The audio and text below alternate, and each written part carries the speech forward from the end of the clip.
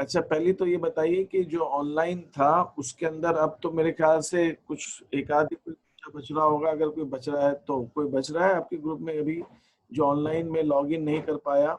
और एक वो बताएं मेरे को।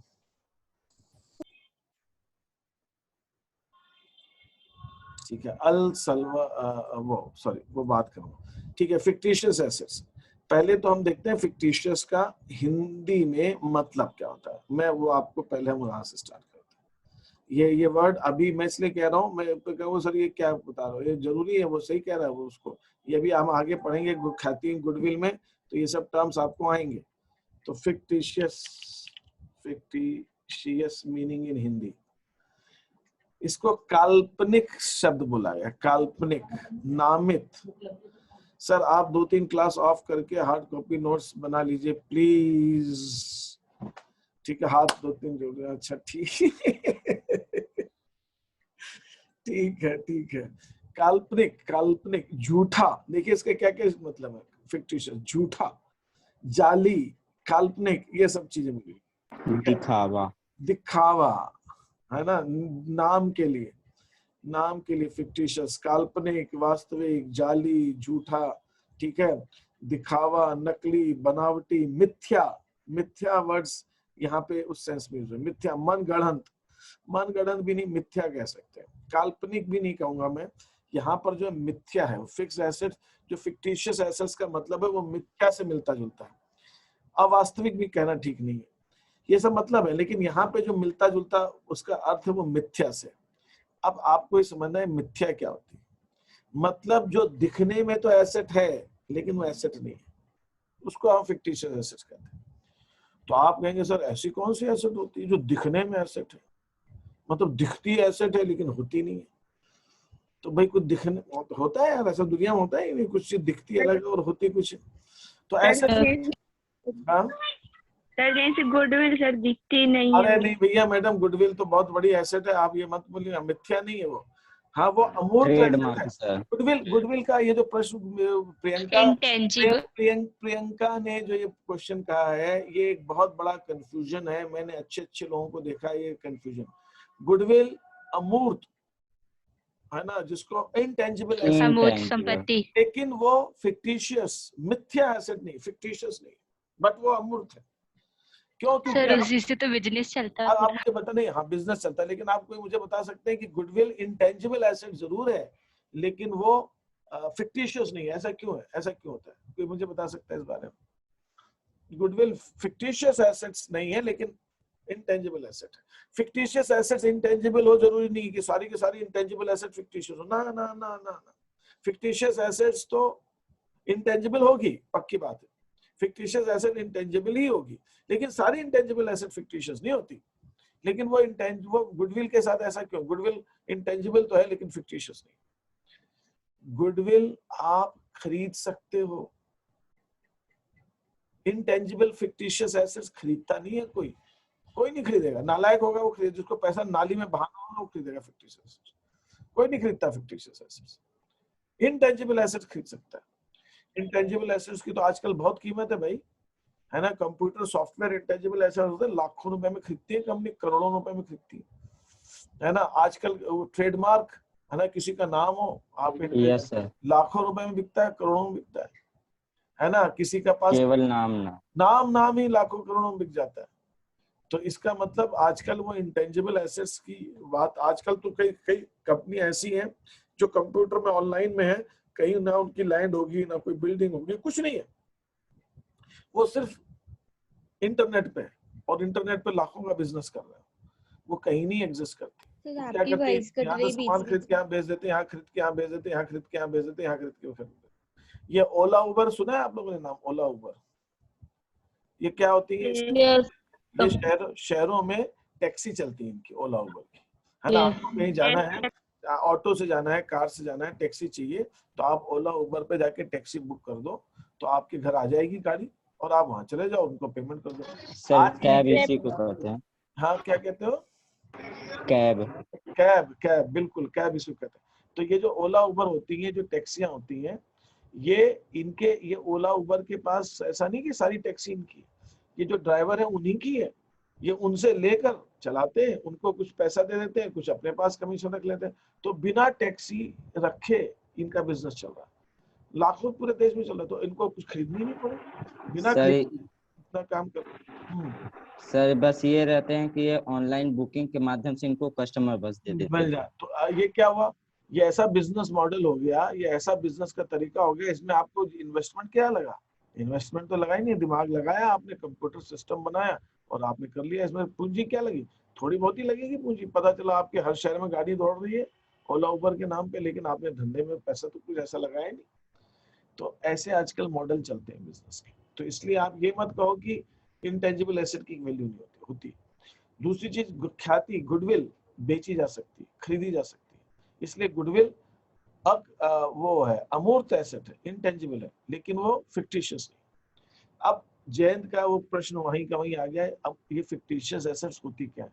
फिक्टिशियस एसेट्स वो एसेट्स होती हैं जो हम दिखाते तो एसेट की तरह हैं, लेकिन इनकी कोई कीमत नहीं होती, इनको कोई खरीदता नहीं। आपकी आवाज कम कम आ रही है। मेरी आवाज कम कम आ रही है? नो सर बराबर आ रही है। हमको सर अच्छी आ रही है। यार कृष्णा यार, तो यार ये ऐसा मत कर यार, ये तो गलत बात है ना? हाँ, ये मतलब मेरी आवाज दूसरों को सही आ रही, तुम सुन नहीं रहे हो ध्यान से मेरी बात, और फिर कह रहे हो मेरी आवाज कम कम आ रही, मतलब ये तो नालायकी होगी ना, बदमाशी होगी तुम्हारी। हाँ कृष्णा, हाँ एक बार फिर से कर उसको, देख ठीक है। हाँ तेरा कुछ नेटवर्क का प्रॉब्लम आ रहा है कृष्णा, तो बीच बीच में चुप हो जाता है, एकदम स्टिल हो जाते हैं, तो नेटवर्क का कुछ प्रॉब्लम आ रहा है। कैसा नेटवर्क इशू होगा? ठीक है कृष्ण,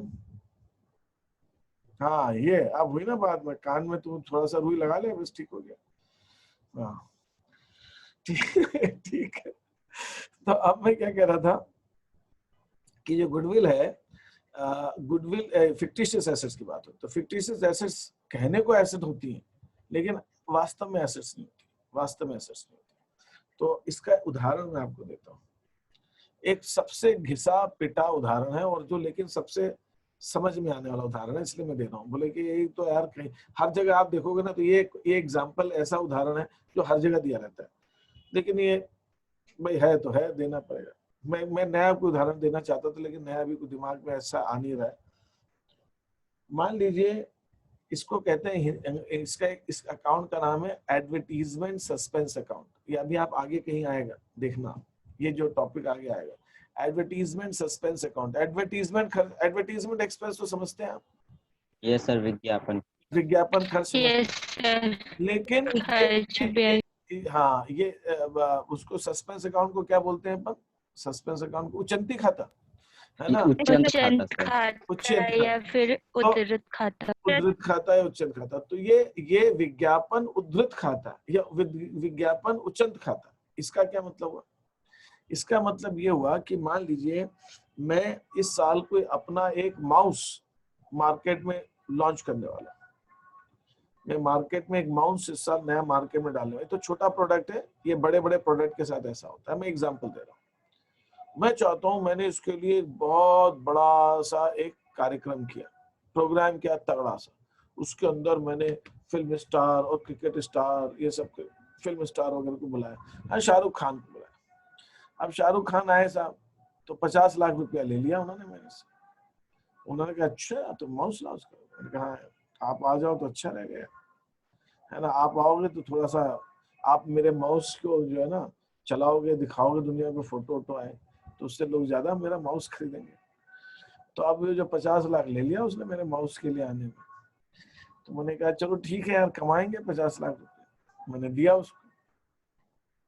अब ये 50 लाख रुपया जो है बहुत बड़ा खर्चा था मेरे लिए। ये सारा का सारा खर्चा मेरा इस साल तो सेल से निकलेगा नहीं, तो मैं क्या करता हूँ, इस खर्चे को हर साल में धीरे धीरे लिखता जाऊंगा। मतलब मैंने डिसाइड किया कि 50 लाख रुपए एक साथ में इस साल प्रॉफिट में से कम करूंगा तो मेरा प्रॉफिट एकदम से कम हो जाएगा। तो मैं क्या करता हूँ, मैं कहता हूँ 50 लाख में से इस साल 10 लाख, फिर अगले साल 10 लाख, फिर अगले साल 10 लाख, ऐसे करके 5 सालों में मैं इस 50 लाख के खर्चे को बांट दूंगा। इसको बांटने से ये होगा मेरा किसी एक साल का प्रॉफिट एकदम से कम नहीं होगा, ये खर्चा 5 सालों में बढ़ जाएगा। ये क्यों बांट रहा हूं? अब शाहरुख खान को बुलाया तो हर साल तो बुला नहीं सकता मैं, लेकिन मुझे ये मालूम है कि जो खर्चा किया विज्ञापन में, इसका लाभ मेरे को 5-6 सालों तक मिलता रहेगा। मैं वो शाहरुख खान की फोटो हर साल डालता रहूंगा, बार बार बार बार बार बार। भाई एक बार खर्च कर दिया, हर बार थोड़ी बुला सकता हूँ, तो वही फोटो बार बार दिखाता रहूंगा। और जब शाहरुख खान आया तो मैंने कई सारी फोटो खींच के इकट्ठे रख ली, 2 फोटो 3 फोटो अभी लगाई, फिर 2-3 फोटो कुछ मैंने बाद लगाई, ऐसा लगेगा हाँ ये तो नई फोटो है ना। तो ऐसे करते 4-5-6 साल मैं निकाल लूंगा। तो मैंने क्या किया, जो खर्चा है 50 लाख रुपया, वो धीरे धीरे 5 सालों में मैंने बांट दिया। इसको कहते हैं एडवर्टीजमेंट सस्पेंस अकाउंट। क्यों? ये एडवर्टीजमेंट खर्चा, विज्ञापन खर्चा 1 वर्ष का नहीं है, इसको 4-5 सालों में किया। तो इसको विज्ञापन उचंत खाता, या विज्ञापन जो आपने बताया वो उचंत खाता है, सस्पेंस अकाउंट। ठीक है। अब इसमें होता क्या है, अगर मान लीजिए अपन ने 50 लाख खर्च किया और उसमें से 10 लाख रुपया इस साल अपने मैंने लाभ में से घटा दिया, 40 लाख रुपया तो बच गया। अभी वो तो अभी घटाए नहीं, वो तो खर्चा अभी घटाए नहीं लाभ में से। तो वो जब खर्चा लाभ से घटाएंगे नहीं तो वो अकाउंट मेरा बंद नहीं होगा, वो अकाउंट खुला रहेगा। मैंने आपको बताया था ना कैसे हमने लेजर में से ट्रेडिंग अकाउंट बैलेंस हम ट्रेडिंग प्रॉफिट एंड लॉस में ट्रांसफर करते हैं। जब ट्रेडिंग प्रॉफिट एंड लॉस में ट्रांसफर करते हैं तो अकाउंट बंद हो जाते हैं। जब ये अकाउंट बंद हो जाते हैं तो बैलेंस शीट में ये नहीं आते। आपने कभी देखा है किसी बैलेंस शीट के अंदर सैलरी अकाउंट आता हुआ? ना। प्रत्यक्ष सैलरी, प्रीपेड सैलरी आ सकता है, अनपेड सैलरी आ सकता है, सैलरी नहीं आएगा। आपने वेतन खाता, वेतन नहीं देखा होगा कभी आपने कभी किराया खाता नहीं देखा होगा बैलेंस शीट में। प्रीपेड सैलरी, प्रीपेड रेंट और आउटस्टैंडिंग रेंट, आउटस्टैंडिंग वो रेंट आ सकता है, वो रेंट नहीं आएगा। इंटरेस्ट नहीं देखा होगा, आउटस्टैंडिंग इंटरेस्ट आ सकता है, प्रीपेड इंटरेस्ट। लायबिलिटी और एसेट्स, सिर्फ लायबिलिटी, एसेट्स और कैपिटल आती है बैलेंस शीट के। क्यों ऐसा क्यों होता है? क्योंकि इस साल का जितना भी हमारा खर्चों का खाता है, इस साल के जितने भी एक्सपेंसेस के अकाउंट्स हैं, इस साल के जितने भी हमारे रेवेन्यू के अकाउंट्स हैं, आय के, वो सारे अकाउंट्स हमने ट्रेडिंग प्रॉफिट एंड लॉस में ट्रांसफर करके उनको वहां पे हस्तांतरित करके बंद कर दिया। तो वो अकाउंट बंद हो जाते हैं, वो अगले साल जाते ही नहीं है। तो अगले साल नहीं जाते हैं, वो बंद हो जाते हैं। इस वजह से उनको हम बैलेंस शीट में नहीं दिखाते। बैलेंस शीट में एक साल से अगले साल क्या जाता है? लाभ, एसेट्स, लायबिलिटी और कैपिटल, ये बात, ये चीज जाती। बाकी लाभ हानि नहीं जाती। लाभ हानि जो होता है वो किस में जुड़ जाता है? पूंजी खाते में, कैपिटल में जुड़ जाता है। अलग से हम लाभ हानि नहीं दिखाते, अलग से हम लाभ हानि नहीं दिखाते। तो ये चीज आपको पहले तो समझ में आई, जितना मैंने अभी आपको ज्ञान बांटने की कोशिश की वो सब। किसी का कोई प्रश्न तो पूछिए। आज अनुज अग्रवाल, आज आप कैसे आ गए बेटा? ये 12 बजे की बात क्लास है, सुबह 9:15 बजे अपने को टाइम कम रहता है ना सुबह सुबह, है अनुज? Yes sir. हाँ यस सर कैसे? यस सर, जरा तुम आओ, जरा कैमरा ऑन करो। यस सर, आओ जरा क्लास के अंदर, तुम देखें तो से तुमको। Yes sir. सर अभी थोड़ी देर से कर लूंगा। हाँ यार थोड़ी देर से कर लेना, मुझे बताना जरा। Yes sir. 9:15 बजे क्या प्रॉब्लम है तुमको? 12 बजे आज आगे क्लास में तुम तो 12 बजे रख रहे तुम्हारे लिए क्लास रोज की रोज, है? 9:15 बजे क्यों नहीं आते तुम? बताओ मेरे को अभी रीजन। हाँ और कभी कभार बस नहीं आ पाता हूँ सर। कभी कभार नहीं आ पाते? अच्छा यस सर, कल नहीं आ पाया। तो कभी कभार तो अक्सर हो जाता है बेटा, कभी कभार। Sorry sir. और तो कौन? हाँ और तो बाकी ठीक है। विक्रम पटेल, ये भी कम ही आते हैं क्लास में, मुझे ऐसा लग रहा है अभी, है ना? ये बोलता कुछ नहीं कभी क्लास में, चुपचाप बस देखते। कुछ लोग ना बच्चे हमारे क्लास में वो गवर्नमेंट की तरफ से देखते हैं भी क्लास कैसी चल रही है, पढ़ा रहा नहीं पढ़ा रहा, बोलते ही नहीं कुछ, पूछते ही नहीं कुछ। जैसे चेक कर रहे हो, वो चेक करने आते हैं, वो निरीक्षण करने, है ना, कि ठीक ठाक चल रहा है कि नहीं चल रहा। ठीक है। हाँ तो आप इन लोगों के सामने थोड़ा संभल के रहा कीजिए, मुझे तो चिंता नहीं, आप संभल के रहा कीजिए वो। हाँ ठीक है। तो मैं क्या कह रहा था कि वो जो हमारा जो वो ऐसे खर्चे जो हैं, जो हमने अभी तक अपने प्रॉफिट एंड लॉस में लाभ हानि खाते में हस्तांतरित नहीं किए, वो हम बाद में करेंगे, धीरे धीरे करेंगे। तो वो अकाउंट हमारे अभी बंद नहीं हुए, वो बंद नहीं हुए, तो उनको हम बैलेंस शीट में दिखाते हैं, उनको हम बैलेंस शीट में दिखाते हैं। ठीक है, मैं अब आपको थोड़ा सा एक दो पॉइंट समझा के आगे बढ़ूंगा। और ये मैं अब चूंकि ये जयंत ने प्रश्न पूछ लिया है इसलिए समझा रहा हूं, और ये आपको आगे ये चीज आएगी पार्टनरशिप, इसलिए भी आपको जो अभी आप समझ रहे हैं उसको आप समझ के चलिए तो आपको ठीक रहेगा। अब मैं मान लीजिए आपसे कहता हूं कि मेरे पास मैंने एडवर्टीजमेंट सस्पेंस अकाउंट एक बनाया। मैंने अभी आपको एग्जांपल 50 लाख के खर्चे का दिया, इसमें से मैंने 10 लाख रुपया अपने प्रॉफिट एंड लॉस अकाउंट में लिख दिया, अपने लाभ में से कम कर दिया। तो जो मेरा प्रॉफिट एंड लॉस अकाउंट है उसके डेबिट साइड में मैं लिख दूंगा एडवर्टीजमेंट सस्पेंस। कितना? 10 लाख। तो मैं advertisement suspense account profit and loss account के डेबिट में लिख दूंगा।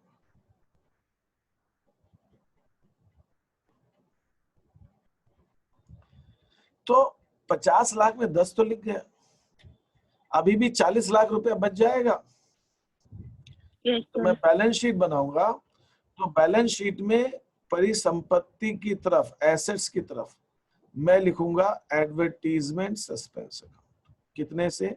40 लाख से। ये मेरी कहानी फर्स्ट ईयर है। अब सेकेंड ईयर क्या होगा? जब सेकेंड ईयर फिर मैं एडवर्टीजमेंट सस्पेंस लिख दूंगा 10 लाख। तो जब सेकेंड ईयर की बैलेंस शीट बनाऊंगा तो उसके अंदर एडवर्टीजमेंट सस्पेंस अभी भी 30 लाख रुपया आएगा।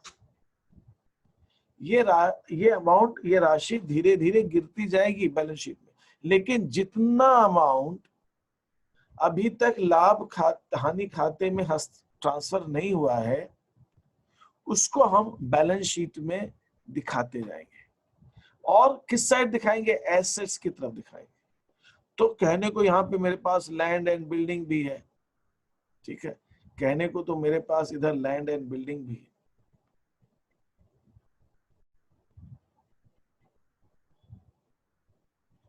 इधर हमारे पास प्लांट एंड मशीनरी भी है,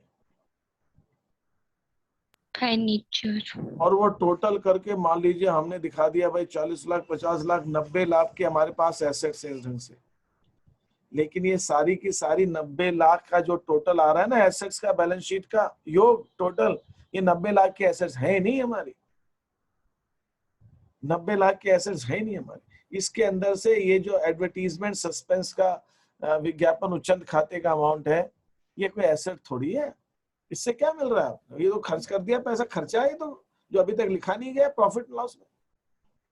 लेकिन लैंड एंड बिल्डिंग तो एसेट है, प्लांट मशीनरी एसेट है, यहाँ पे स्टॉक दिया होगा, स्कंध दिया होगा, वो तो एसेट है।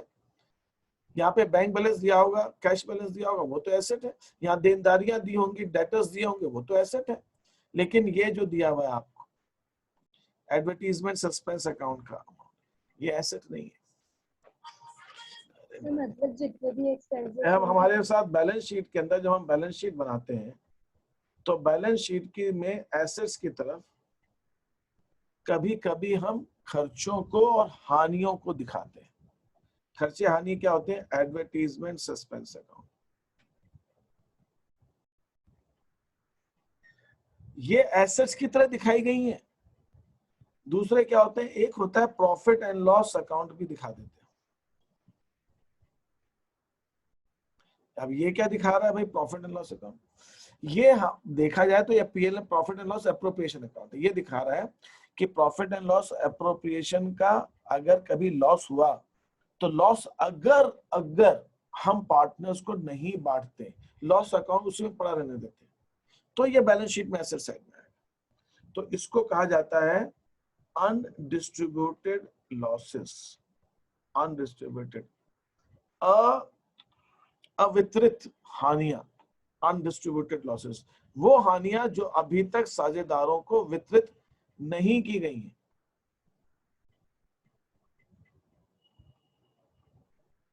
Undistributed losses. वो हानियां जो अभी तक साझेदारों को वितरित नहीं की गई। अभी विजयपाल आंसर करता हूं। इसको बोला जाता है ये भी अनडिस्ट्रीब्यूटेड लॉसेस एंड एक्सपेंसेस है। इसको बोला जाता है जो अभी तक हमने अभी डिस्ट्रीब्यूट नहीं की हानियां। तो ऐसी कुछ चीजें जो हमारी बैलेंस शीट में एसेट साइड में आती हैं, लेकिन वो असली में वास्तविक एसेट्स नहीं होती, वो एसेट्स की तरह दिखाई जा रही हैं, लेकिन वो एसेट्स है नहीं। इनको हम मिथ्या एसेट्स या फिक्टिशियस एसेट्स कहते हैं।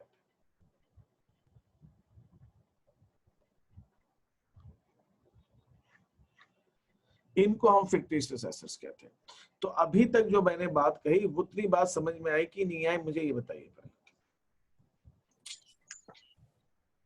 उतनी बात समझ में आई कि नहीं आई, पहले मुझे ये बताइए। भाई एक ही की आवाज आ रही दबी सी, और बाकी कोई बोल ही नहीं रहा है क्लास के अंदर। आ रही है तो बोलिए, नहीं आ रही तो बोलिए नहीं आ रही है। सर जो एडवर्टाइजमेंट है उसको कॉस्टिक साइड क्यों लिखा सर, ये समझ नहीं आ रहा। क्या सर एडवर्टाइजमेंट जो सस्पेंस अकाउंट है उसको कॉस्टिक साइड क्यों लिखा है सर? अगर वो अकाउंट बंद नहीं हुआ है, आप ये मुझे बताइए, आपके पास खाते के अंदर, आप मुझे ये बता दीजिए, आप जब 11th में आपने पढ़ा हुआ है कि कोई भी अकाउंट होता है, कोई भी खाता होता है, उसका जो शेष होता है, बैलेंस होता है, उस बैलेंस को आप या तो trading and profit and loss account में ट्रांसफर करते हो, है ना, व्यापारिक या लाभ हानि खाते में ट्रांसफर होता है। और अगर वो ट्रांसफर इसके अंदर हो गया है तो वो अकाउंट हमारा बंद हो जाएगा, वो बंद हो जाएगा। और अगर वो ट्रांसफर नहीं हुआ है, वो बंद नहीं हुआ है, तो आपको उसको बैलेंस शीट में दिखाना ही पड़ेगा, दिखाना ही पड़ेगा। 12 बताओ था। हाँ, क्या कह रहे हैं? बैलेंस शीट में जब आप दिखाते हैं तो जिस खाते का डेबिट बैलेंस है, नाम का शेष है, उसको आप एसेट साइड में दिखाते हैं, और जिसका आपका क्रेडिट बैलेंस है, जमा का शेष है, उसको आप लायबिलिटी साइड में। ये वो सारे खाते हैं जो अभी तक बंद नहीं हुए हैं, उनको बैलेंस शीट में दिखाने के अलावा आपके पास कोई चारा नहीं, वो हम दिखाते हैं। अब मैं अगर इसमें जाऊंगा तो बहुत डिटेल डिस्कशन हो जाएगा, ये विस्तार से तो 11 का टॉपिक है कि वो अकाउंट जो क्लोज नहीं हुए हम बैलेंस शीट में क्यों दिखाते हैं। लेकिन वो अभी आप इतनी देर अभी समझ लीजिए कि हमको वो अकाउंट जो क्लोज नहीं होते, बंद नहीं होते, उनको बैलेंस शीट में दिखाना पड़ता है। नहीं तो उसको आप trading profit and loss account में, व्यापारिक और लाभ हानि खाते में ट्रांसफर करके बंद कर दीजिए। अगर वो लाभ हानि खाते में या व्यापारिक खाते में ट्रांसफर होकर बंद नहीं हुए हैं तो आपको उसको बैलेंस शीट में दिखाना पड़ेगा। ये चीज आपको समझ आनी चाहिए। और बैलेंस शीट किधर दिखाएंगे, ये डिपेंड करता है उस खाते का शेष क्या है, उस खाते का बैलेंस क्या है, उसके आधार पर हम बैलेंस शीट में दिखाते हैं। बैलेंस शीट में तो दिखाएंगे, लेकिन अब सवाल होता है बैलेंस शीट में दो साइड होती है, एसेट्स की, लायबिलिटीज, तो एसेट में दिखाएंगे कि लायबिलिटी में दिखाएंगे। तो ये इस बात पे डिपेंड करता है कि उस अकाउंट को जिसको बंद नहीं हुआ है उसका बैलेंस क्या है। उसका अगर डेबिट बैलेंस है तो आप एसेट्स में दिखाइए, उसका क्रेडिट बैलेंस है तो लायबिलिटीज में दिखाइए। तो हर वो अकाउंट जो अभी तक बंद नहीं हुआ उसको आपको बैलेंस शीट में दिखाना पड़ता है। ये क्लियर है आपको सबको? बैलेंस शीट में। हाँ बोलिए, और क्या कुछ कह रहा था, कोई कुछ कह रहा था, बताए। अब मैं चैट में आ रहा हूँ। चैट पे क्या पूछा गया सर, रिपीट प्लीज। अरे भैया शिल्पी, वंस मोर, है ना सर? प्रत्येक वर्ष बैलेंस शीट अलग अलग बनेगा तो प्रत्येक वर्ष उसका लेखा उसी वर्ष के। मैं समझा नहीं, विजयपाल जरा आप बोलिए, जरा माइक ऑन करके आप क्या बोलना चाह रहे हैं? सर बैलेंस शीट जो है वो प्रत्येक वर्ष बनता है ना? हाँ बनता है, प्रत्येक वर्ष बनता है। तो सर जो जैसे 5 लाख और 50 लाख का जो था विज्ञापन खर्च, हाँ तो सर वो प्रत्येक वर्ष 10 लाख किस हिसाब से करेंगे सर? तो हम, अब वो आपका बिजनेस है विजय, आप जैसे डिसाइड करना चाहे कर सकते हैं। मैंने ये डिसाइड किया कि 50 लाख को 5 वर्षों में बराबर बराबर बांटा जाएगा, तो मैंने उस हिसाब से 10-10 लाख रुपया हर साल में खर्चे में डालता जा रहा हूँ। सर उसी वर्ष के बैलेंस शीट में लिखा जाएगा, जैसे 2019 का नहीं, है तो... एक सेकंड, बैलेंस शीट किसी वर्ष की नहीं होती, बैलेंस शीट एक डेट पे होती है। बैलेंस शीट अगर मैं मान लीजिए 1 अप्रैल 2019 से 31 मार्च 2021 तक 20 तक का एक वर्ष है, तो इस वर्ष के दौरान जो प्रॉफिट एंड लॉस अकाउंट बनेगा उसके अंदर तो मैं 10 लाख रुपया खर्चे में डाल दूंगा। और जो 40 लाख रुपया अभी नहीं लिखा गया, तो इस वर्ष के अंत में 31 मार्च 21 को जो बैलेंस शीट बनेगी उसके अंदर 40 लाख आएंगे। फिर जब अगला वर्ष चालू होगा 2021-22, फिर 10 लाख लिख दूंगा। फिर 31 मार्च 2022 को जो बैलेंस शीट बनेगी उसमें 30 लाख आएंगे। फिर 2022-23 के वर्ष के अंदर 10 लाख फिर मैं लाभ हानि खाते में लिख दूंगा। फिर जो 20 लाख बचेगा वो 31 मार्च 2023 को जो बैलेंस शीट बनेगी उसके अंदर आएगा। समझ में आई Yes, बात की नहीं? तो हर वर्ष हम 10-10 लाख लिखते जाएंगे और जो जितना बचेगा उतना अमाउंट में बैलेंस शीट के अंदर एसेट साइड में दिखाता जाऊंगा। yes sir. ठीक है, अब ये मुझे पहले तो आपको बोलना पड़ेगा भाई क्या एग्जैक्टली क्या चीज, ये पूरे ही बात ही नहीं समझ में आई कि हाँ ना शिल्पी, क्या बात समझ में नहीं, यही पूछ रहे थे आप? ठीक है, तो ये क्लियर हो गया सबको? ठीक है, तो जितना अमाउंट हमने इसको पता है हमें इंग्लिश में तो ये कहते हैं इसको, इसके लिए एक वर्ड यूज होता है, वो वर्ड ये है कि अनरिटन ऑफ लॉसेस या अनडिस्ट्रीब्यूटेड लॉसेस, हम उसको बोलते हैं अनरिटन ऑफ। अनरिटन ऑफ ये लॉस जो अभी राइट ऑफ नहीं हुए, प्रॉफिट एंड लॉस में ट्रांसफर करने को बोलते हैं, उस लाभ को राइट ऑफ कर देना। राइट ऑफ कर देना मतलब खर्चा मान लेना, लेकिन जो राइट ऑफ नहीं हुए उनको अनरिटन ऑफ बोलते हैं, या हम इनको बोल सकते हैं अनडिस्ट्रीब्यूटेड लॉसेस भी बोल सकते हैं।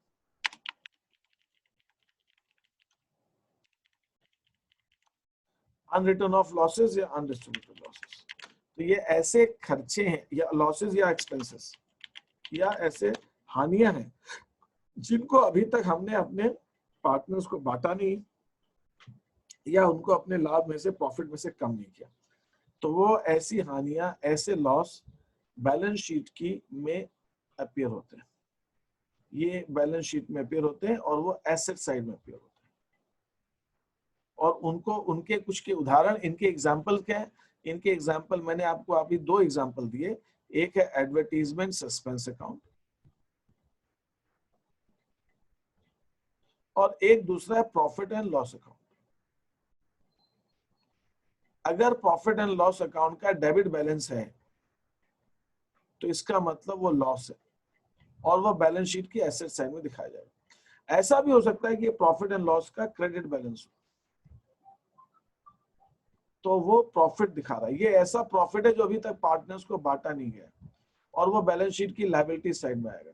इसको बोला जाता है अनडिस्ट्रीब्यूटेड, वो लाभ जो अभी तक पार्टनर्स को हमने बांटा ही नहीं। अवितरित लाभ, जो लाभ अभी हमने पार्टनर्स को नहीं बांटा है, ये उसको कहते हैं हम प्रॉफिट एंड लॉस। अगर तो अभी जो फिक्टिशियस एसेट्स हैं, फिक्टिशियस एसेट्स तो हमारी सिर्फ ये कहलाएंगे, ये फिक्टिशियस, ये लाभ फिक्टिशियस एसेट नहीं है, ये नहीं है, ये फिक्टिशियस एसेट्स सिर्फ मिथ्या है, ये भ्रम है, भ्रम कि आप खुश हो रहे हैं, आपके पास एसेट्स है, लेकिन ये एसेट्स नहीं है। कौन खरीदेगा? आज आप बिजनेस बंद कर दो तो कोई खरीद रहा है क्या? कहेगा हाँ तुमने बुलाया, शाहरुख खान को बुलाया हो या फिर आपने किसी को, पूरी फिल्म इंडस्ट्री को बुलाया, हमको क्या करना, तुम्हारा, तुम जानो तुम्हारे प्रोडक्ट। हाँ जी, ये हमारा अनडिस्ट्रीब्यूटेड लॉसेस कहलाता है। ठीक है, तो ये चीज है हमारा फिक्टिशियस एसेट्स। तो ये फिक्टिशियस एसेट्स का जो अर्थ है, ये अवधारणा है, कॉन्सेप्ट है, ये आप लोगों को समझ में आया कि नहीं आया? Yes sir. ठीक है, सर थोड़ा सा और बताइए सर, अभी सर का फोन आ गया तो मैं क्या बता दूं, बताते रहो। कहाँ से बताऊं, कहाँ से कितनी लंबी बात चली तेरी, मुझे नहीं मालूम। सर रितेश सर फोन कर दिए थे, वही तो मैं बोला क्लास चल रही, तो वो बोले कि 5 मिनट का टाइम लूंगा, तो 5 मिनट बात कर सर। तो ऐसे में ना फोन काट देना चाहिए। काट क्यों देना चाहिए? सामने वाले को लगना चाहिए कि बिजी है आदमी है। सर अननोन नंबर था सर, सेव भी नंबर नहीं था ना, तो मैं सोचा कि दूसरा कोई होगा, तो देख लिए। बता तो सही, ठीक, चल ठीक है, तूने भूमिका तो बात, अब मैं कहाँ से, कहाँ मतलब कहाँ से चालू हो, क्या बताऊँ? सर वो जब बता रहे थे कि एडवर्टाइजमेंट सस्पेंस जो है कि बैलेंस शीट में एसेट साइड कब लिखते हैं, कब इधर लायबिलिटी साइड। नहीं, मैं ये कह रहा था, मैं ये सर यही पे मैं ये कह रहा था कि हमने, हमारे पास जितने भी खाता बही में खाते होते हैं, जितने भी अकाउंट्स होते हैं, वो सारे अकाउंट्स वर्ष के अंत में, एंड ऑफ द ईयर, वर्ष के अंत में ट्रेडिंग अकाउंट या प्रॉफिट एंड लॉस अकाउंट में ट्रांसफर हो जाता है, ठीक है। लेकिन अगर कोई अकाउंट ऐसे हैं, है ना, अगर कोई अकाउंट्स हमारे ऐसे हैं जो अभी ट्रांसफर नहीं हुए हैं या बंद नहीं हुए हैं, उनको हम बैलेंस शीट में दिखाते हैं, उनको हम बैलेंस शीट में दिखाते हैं। ये बात समझ में आ गई आपको? अब सवाल उठता है कि बैलेंस शीट में हम किधर दिखाते हैं। तो बैलेंस शीट के दो पक्ष होते हैं, दो साइड्स होती हैं, एक एसेट साइड होती है, एक लायबिलिटी साइड होती है। तो एसेट साइड में किसको दिखाते हैं? वो अकाउंट्स जो बंद नहीं हुए हैं लेकिन उनका डेबिट बैलेंस है, वो सारे अकाउंट। आप लैंड अकाउंट को देखिए, आप बिल्डिंग अकाउंट को देखिए, आप मशीनरी अकाउंट को देखिए, आप देनदारों के अकाउंट को, डेटर्स के अकाउंट को देखिए, आप कैश अकाउंट को देखिए, आप बैंक अकाउंट को देखिए। ये सारे ऐसे अकाउंट हैं जो बंद नहीं होते लेकिन इनका सबका डेबिट बैलेंस होता है, इसलिए ये बैलेंस शीट के एसेट साइड में आते हैं। और इसी ढंग से अगर मेरा कोई लॉस का अकाउंट है, मेरा कोई अनडिस्ट्रीब्यूटेड लॉस है, अवितरित हानि है, या मेरा कोई ऐसा खर्चा है जिसको मैंने अभी एडवर्टीजमेंट सस्पेंस अकाउंट बोला।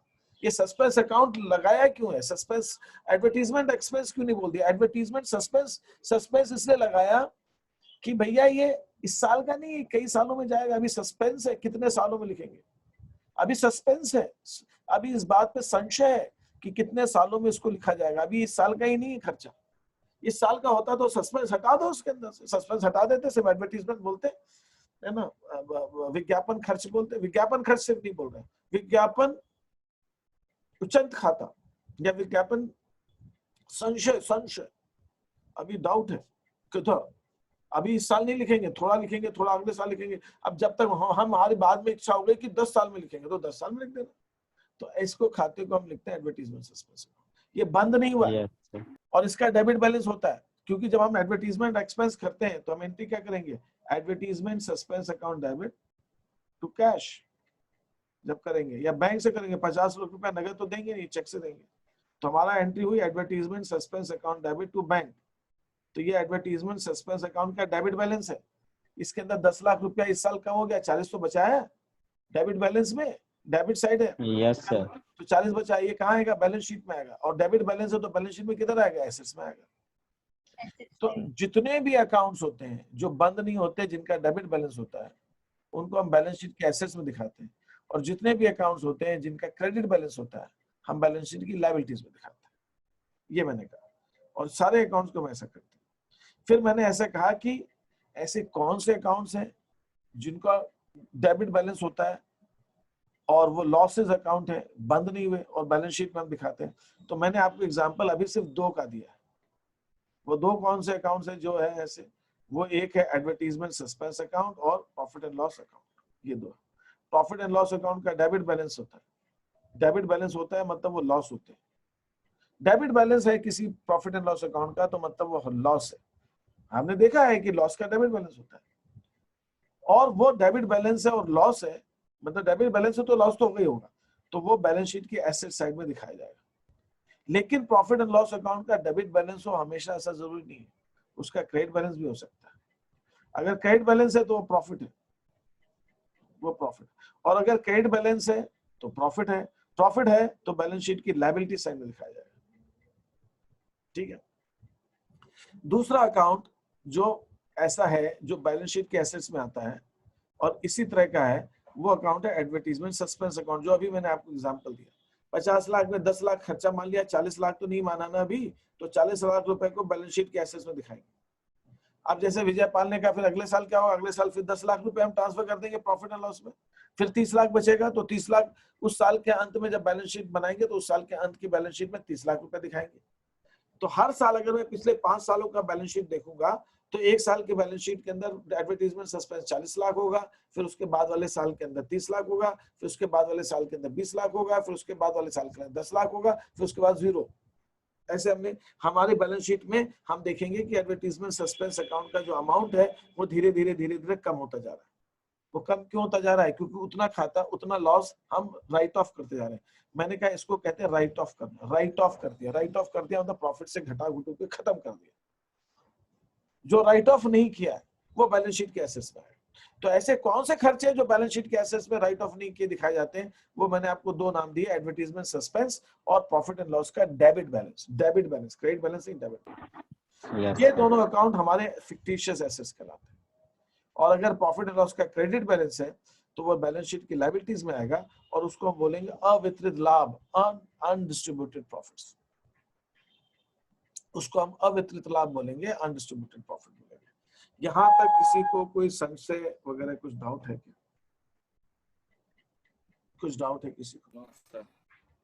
ठीक है, ये बात अब क्लियर हो गई सबको कि किसी को पूछना है बताइए मुझसे। यस सर, हो गया। क्लियर है? कोई डाउट तो नहीं है किसी को? शिल्पी जिसने भी मैसेज दिया वो, तुमको कोई डाउट है? सब क्लियर है? Okay fine. नो सर, कोई डाउट। अच्छा, ये जैन तो तुमने पूछा था फिक्टिशियस एसेट्स, क्लियर हो गया तुमको? यस सर, क्लियर हो। हाँ, बहुत बढ़िया। अब हम आगे बढ़ते हैं। अब मैंने जो आपको शीट दी अब उसकी बात करते हैं।